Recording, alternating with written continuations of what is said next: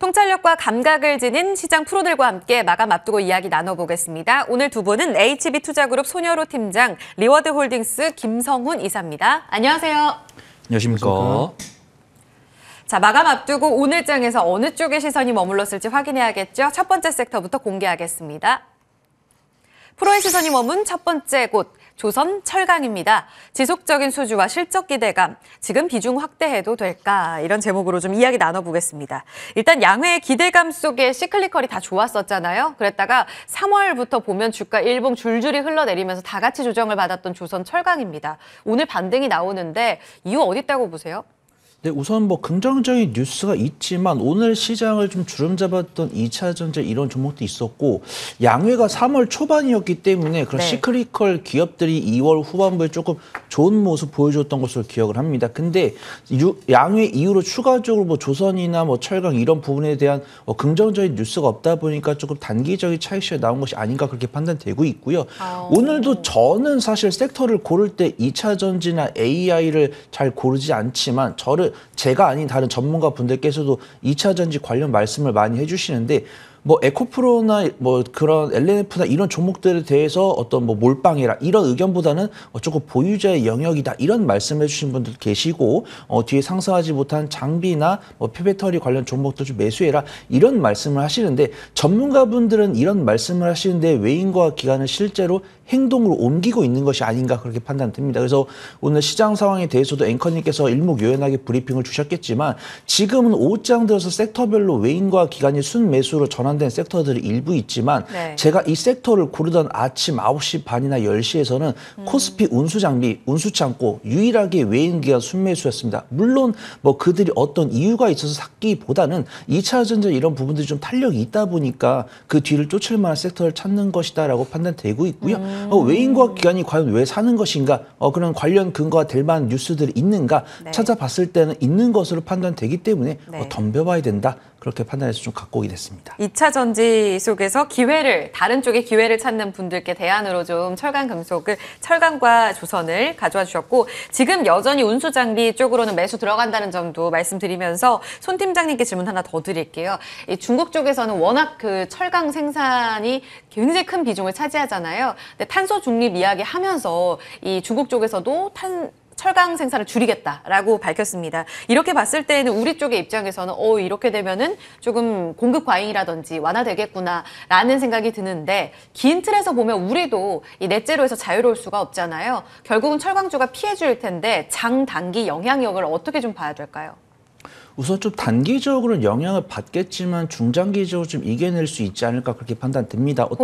어떤 철강에 대해서 공부를 유심히 안 하시는 분들께서는 중국에서 어떤 철강 생산량을 줄인다고 하면은 우리나라가 반사이익을 거둘 수 있고 아니면 그 영향을 좀 입을 수도 있다고 판단되고 있는데 일단 기본적으로 우리나라가 중국에 대한 수출 의존도가 꽤 높기 때문에 영향은 있을 겁니다. 하지만 뉴스를 좀 찾아보신다고 하시면은 이제 우리나라 같은 경우는 철강 제조에 있어서 어떤 탄소 중립을 이루기 위한 기술 발전에 투자를 진행하고 있는 것으로 판단되고 있고요. 실질적으로 개발이 완료된 다음에 상용화를 시도하고 있는 것으로 판단되고 있습니다. 그리고 그런 상용화를 어떤 기업들이 진행을 하고 있는지를 좀 확인을 해본다고 하면은 현대제철이나 포스코 인터 같은 경우가 이런 철강 제조 간에 나올 수 있는 탄소를 줄이고자 하는 것에 좀 미래 사업으로 선정을 해가지고 구체적으로 좀 노력하고 있다고 판단되고 있고요.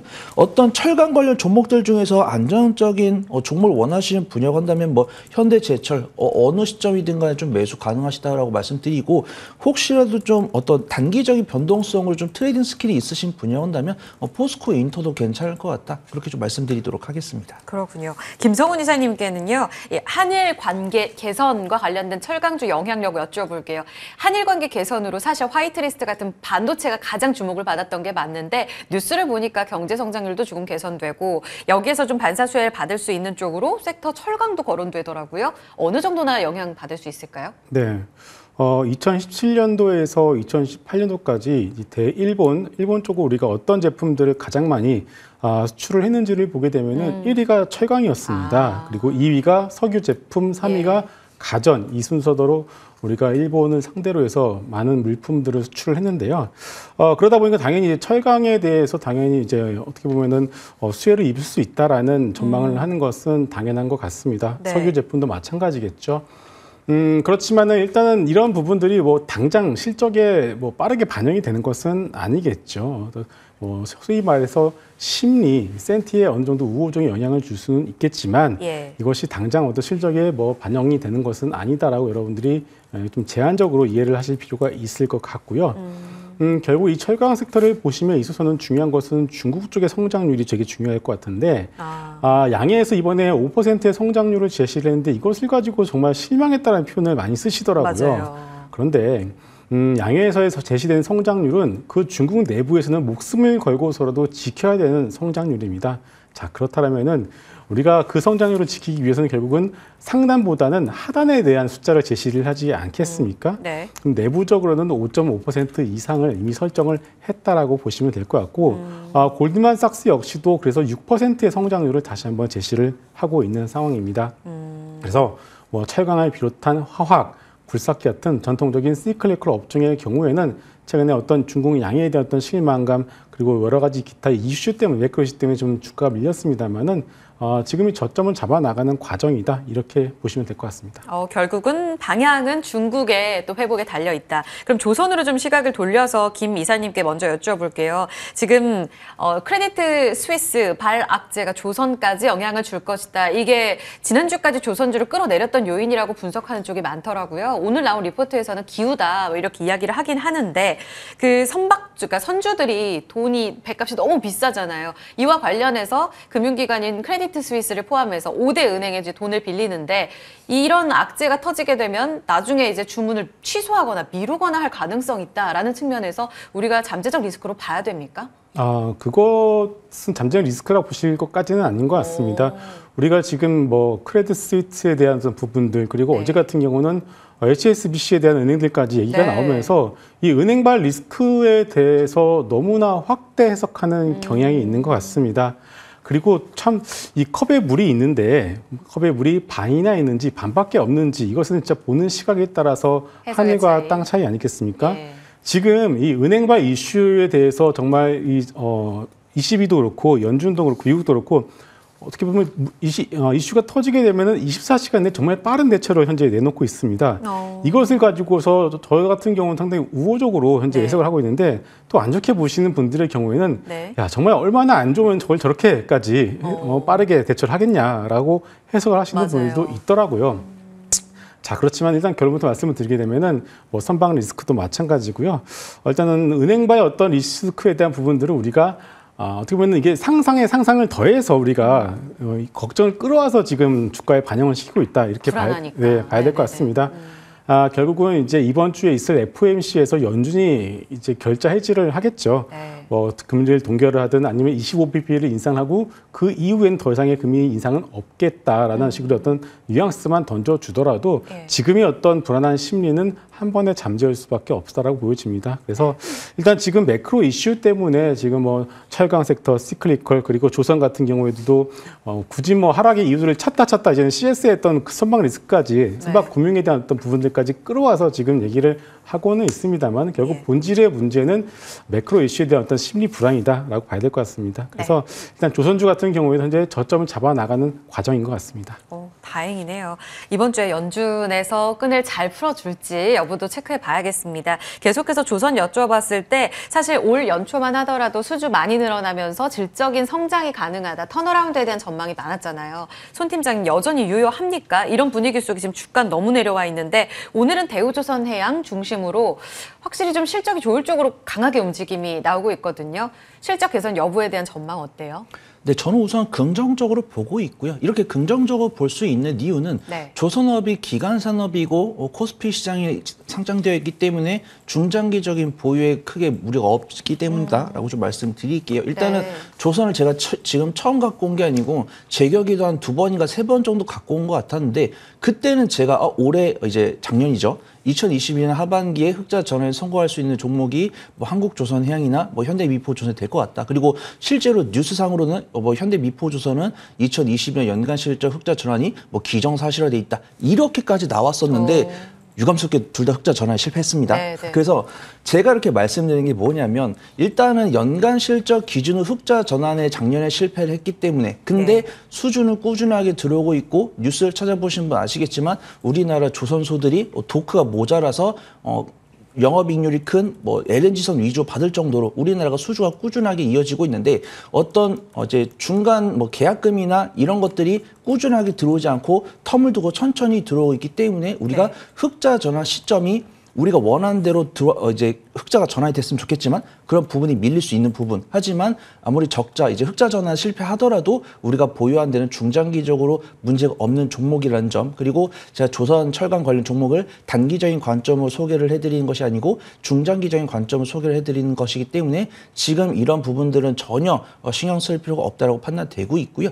만약에 제가 올해 하반기 흑자 전환에 성공할 것 같다라고 말씀드리면 이제 올해 하반기에 청산 준비라고 매수를 하는 건데 매수를 하기가 좋은 시점인가 이 부분은 차트랑 수급을 봐야 되는데 저는 좀 괜찮은 것 같다. 좀 말씀을 드리도록 하겠습니다. 한국조선해양 같은 경우는 좀 주가 탄력이 강한 편인데 수급이 조금 안 좋더라고요. 그래서 네네. 모아가시는 관점이라고 하신다면 한국조선해양이 괜찮고 현대미포조선 같은 경우는 주가 탄력도는 한국조선해양에 비해서 조금 부족하지만 지금 3개월 넘게 외인과 기관의 순매수가 들어오고 있기 때문에 보유 기간은 좀 현대미포조선이 줄일 수 있지 않을까 그걸 좀 말씀드려보도록 하겠습니다. 종목별로 보셔야 될 것 같아요. 그러면 STX 해운 안에서 하나 좀 짧게 여쭤볼게요. 오늘 장중에 급등했다가 현재는 한 21%가량 올라갑니다. 인적 분할 한다라는 이야기 전해지고 있습니다. 인적 분할이 또 이렇게 대세로 가나라는 생각도 들거든요. 지금 종합무역 쪽 그리고 해운 물류 신설로 이렇게 나눠서 갑니다.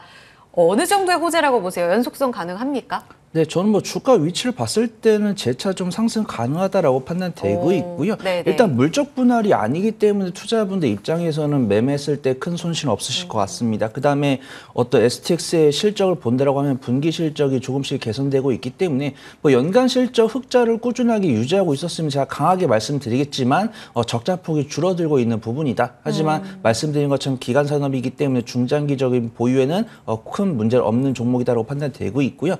바닥에서 지금 20% 이상 상승을 했기 때문에 지금 당장 현재가로 접근은 안 될 것이고 네. 수급 동향을 보더라도 최근 4거래일 동안 외인 순매수 들어온 다음에 오늘 외인 순매도 나오고 있습니다. 이제 매집한 이제 지난 4개월 동안 매수한 부분의 일부를 차익실하고 있다는 것이죠. 그래서 지금 당장 매수를 하기보다는 인적 분할에 대한 보유자분들의 손실이 좀 적을 것이고 실적이 개선되고 있기 때문에 수익 관점으로 접근을 하려면은 오늘 가격보다는 60일선과 21선 사이에서 지지할 수 있는 눌림목 구간을 좀 체크해 보시면 좋을 것 같습니다. 네, 분할기일 7월 3일입니다. 마지막으로 탑픽으로 갈게요. 오늘 철강조선을 묶어서 주셨습니다. 종목별로 잘 봐야 된다 하셨는데 일단 조선에 있습니까? 철강에 있습니까? 네, 우선 저는 좀 철강 쪽에서 좀 골라왔었는데 네. 이제 안정적이면서 좀 단기적인 수익을 드릴 수 있는 종목을 좀 소개를 드리도록 하겠습니다. 어떤 종목이에요? 제가 소개를 해드릴 종목은 KG 스틸이라는 종목이고요. 아마 아시는 분들은 아실 겁니다. KG가 달려있기 때문에 조금 단기적인 수익은 가져갈 수 있을 가능성이 높다라고 좀 말씀을 드리고요. 네. 표면 처리 강판 생산 판매를 영위하고 있는 철강 관련 기업이다. 그렇게 좀 소개를 드리고요. 실적 봤을 때는 안정적으로 흑자를 유지하고 있고 2022년 연간 실적 발표 결과 매출과 영업이익이 13에서 14% 증가하면서 안정적인 실적 증가세를 보여주고 있습니다. 좀 단기적인 모멘텀 이제 중기적으로 접근도 무방할 것은 이제 박스권 하단부에서 매점 잡고 천천히 올라오고 있기 때문에 좀 수익 관점으로 좀 안정적인 기술적 바닥이다라고 판단되고 있고요. 네. 일단 KG 모빌리티 이제 쌍용차가 사명이 변경이 될 거고 곧 거래 재개될 거라고 판단됩니다. 그러면은 거래 재개에 대한 기대감이 언론에서 다루면 KG 그룹사로 좀 수급이 들어올 건데 그중에서 좀 안정적인 바닥권에서 단기전 슈팅 나올 수 있는 종목은 KG 스틸이다라고 판단되고 있고요. 네. 최근 수급 동향보다도 외인 순매수 꾸준히 들어오고 있기 때문에 하방은 좀 안전하다. 그걸 좀 말씀을 드리도록 하겠습니다. 자, 매수가는 9,000원 말씀드리고요. 손절가는 8,500원, 1차 목표가는 1,200원 잡고서 단기 수익 관점으로 지켜보시면 좋을 것 같습니다. 2월에 잠깐 떴다가 여전히 좀 밀려 있습니다. 9,000원 머물러 있는데요. 1,200원까지 보면서 움직임 지켜보겠습니다. KG 스틸이었습니다. 탑픽 들어봤고요. 두 번째 넘어가겠습니다. 프로의 시선이 머문 두 번째 섹터 공개합니다. 저희 이 시간에 보는 분들이 꽤 계신 것 같아요. 제약바이오 오늘 거론됩니다. 바닥에서 고개를 들고 있습니다. 그렇다면 추가적으로 뭔가 추세 상승을 만들 만한 재료는 어디에 포커스를 맞춰야 할까지 저희 이야기 나눠볼게요. 김 이사님께서 가져와 주셨는데 확실히 좀 2차 전지가 조금 쉴 때 어제까지 좀 강한 모습을 보여줬다가 결국은 대장이었던 에코프로가 또 살아나니까 힘 빠져 있나? 뭐 이런 생각도 듭니다. 섹터를 여전히 보시는 이유는 어딨나요? 네.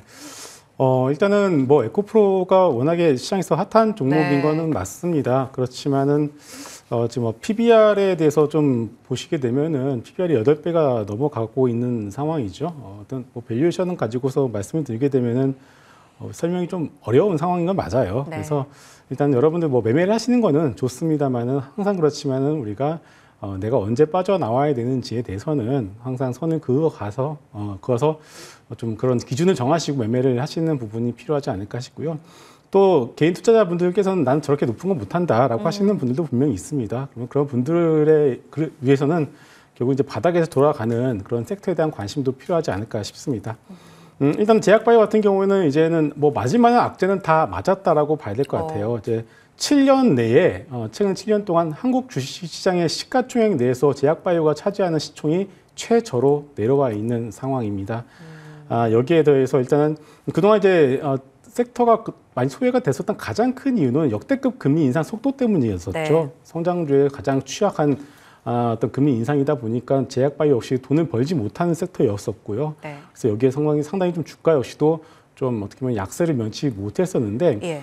이번 주에 FOMC 이후에 금리가 뭐 강하게 인상이 될 거다라고 이제 기대를 하시는 분들은 이제 거의 없는 것 같습니다. 네. 자, 그렇다면은 이거에 대한 어떤 불확실성이 사라지게 된다라면은 일단은 뭐 제약바이오 섹터의 경우에도 이제 바닥을 잡고 하나둘씩 돌아나가는 종목들이 뭐 지금도 이미 늘어나고 있고요.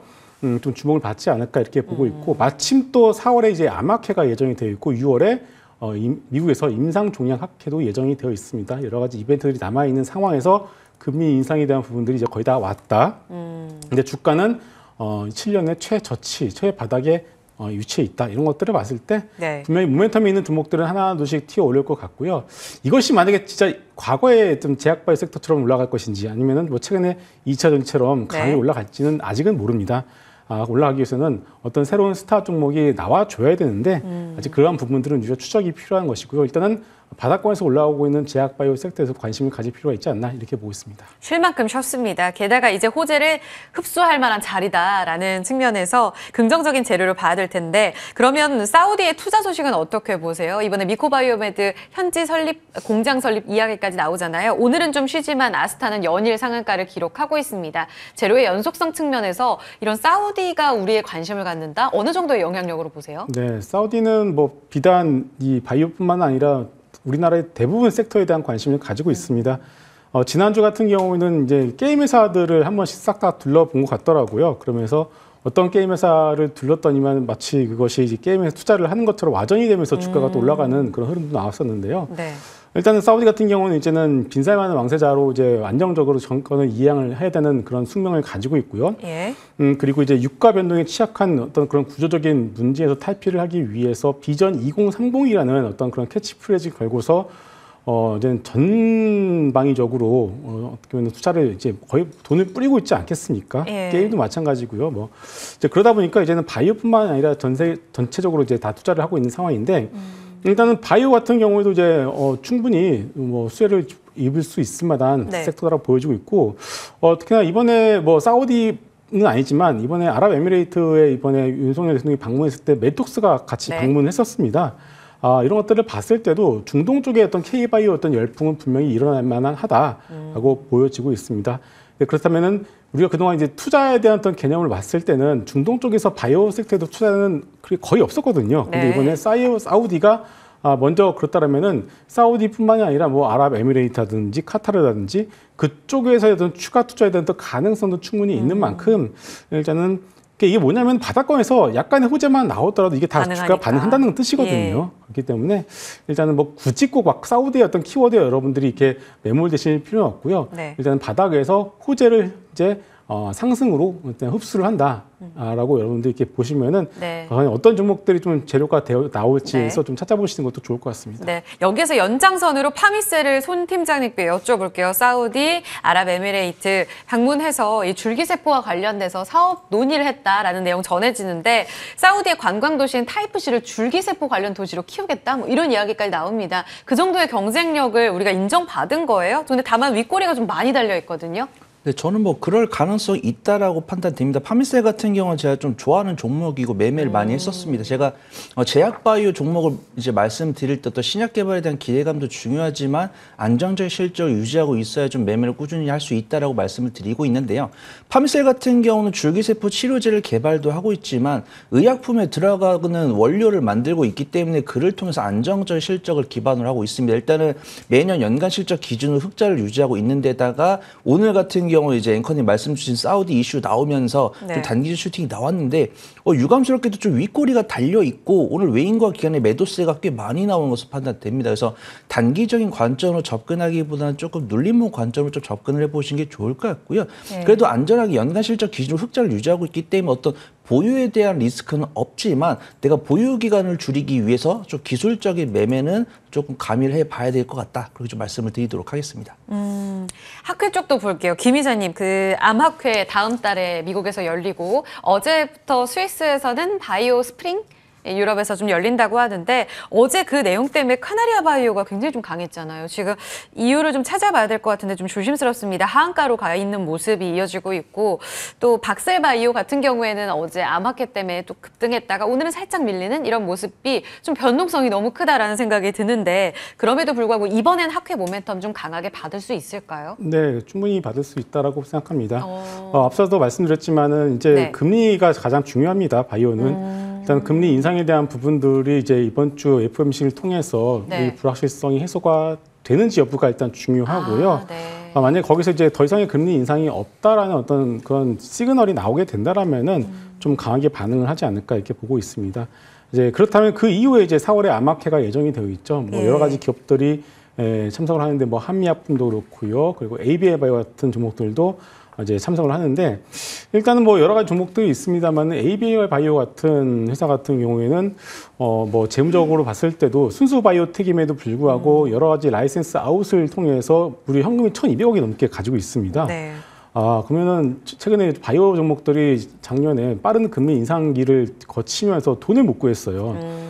그러다 보니까 이제 재무적으로 상당히 많이 취약하다 보니까 여기저기 어떤 감사 보고서에 대한 어떤 두려움, 이슈 네. 그리고 유상 증자에 대한 어떤 뭐 가능성 등등이 네네. 가지고 있는데 ABI 바이오 같은 경우는 그런 부분에서 상당히 좀 자유롭고요. 그리고 그래파디 플랫폼에 대한 어떤 임상 결과가 올해 6월달에 이제 임상 종합학회에서 공개가 될 예정이기 때문에 뭐 이벤트도 예정이 되어 있고 주가는 바닥이다.